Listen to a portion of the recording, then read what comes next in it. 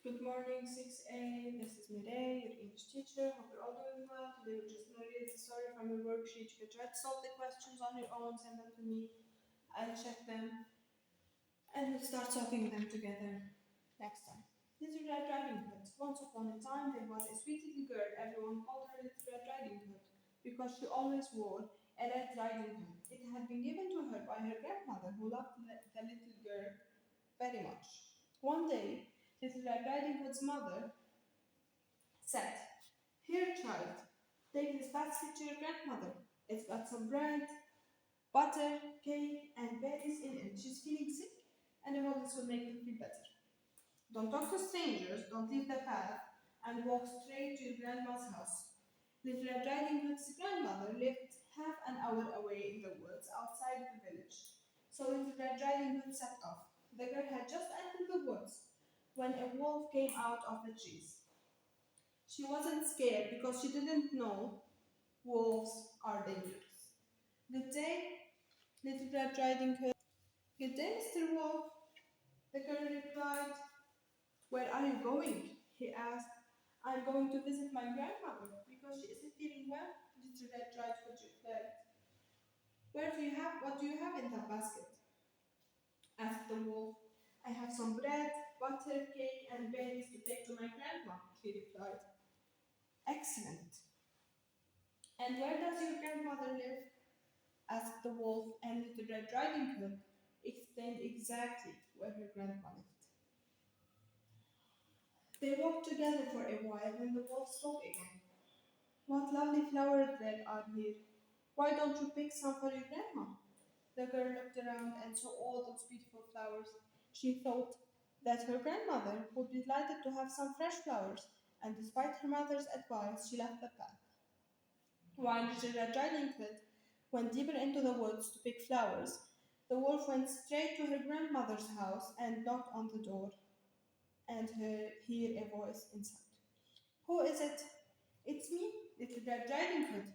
I brought you bread, butter, cake, and berries," the wolf said, disguising his voice. "How lovely!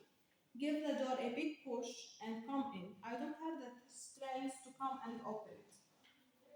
The wolf entered the house, went to the old woman's bed, ate her whole, then he put her clothes on and slipped into her bed.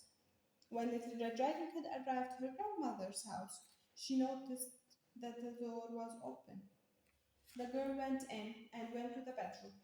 Usually she felt very happy at her grandma's, but that day she felt different. "Good morning," she said, but no one replied. Her grandmother's looked strange. "Oh, Grandpa, what big ears you have!" exclaimed Little Red Riding Hood. "All the better to hear you with," the wolf replied in a fake voice. "Oh, Grandma, what big eyes you have!" she continued.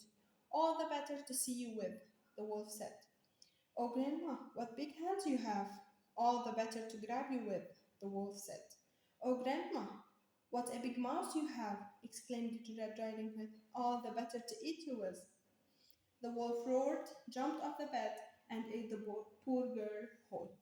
With his stomach full, the wolf got back into the grandma's bed and fell asleep. Snoring loudly, a huntsman who was passing by the house heard him and thought it was strange for the old woman to snore so loudly.